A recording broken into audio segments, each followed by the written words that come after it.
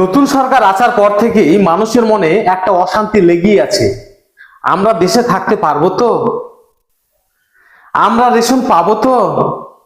আমরা লক্ষ্মী ভান্ডারের মতন যে অন্নপূর্ণা ভান্ডার সরকার চালু করেছে সেটা পাবো তো? এই নিয়ে অশান্তি, মেয়েরা আর শান্তিতে নেই। আর সমাজে যার স্বামী সেও শান্তিতে নেই। 24 ঘন্টা একই, দেখো আমার টাকা ঢুকলো না কেন, আমি কি করে টাকাটা পাবো, তুমি কি খাচ্ছো না, কেন পাবো না টাকা, সবাই টাকা পাচ্ছে। এই নিয়ে বিশাল সমালোচনা।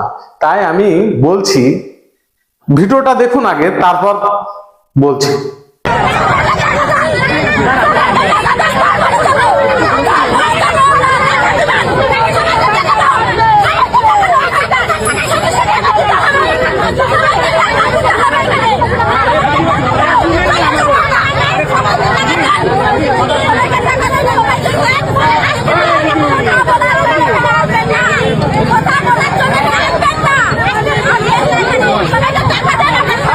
তাই সরকারের কাছে একটা অনুরোধ, যদি লক্ষ্মী ভান্ডারের মতো অন্নপূর্ণা ভান্ডার দেওয়ার ইচ্ছা হয় আপনার, তাহলে দিয়ে দেন, প্রচার করে দিয়ে দেন। 1 তারিখে দিব, 2 তারিখে দিব, 28 তারিখে দিব, 6 তারিখে দিব, এইসব কথা না বলে দিয়ে দেন।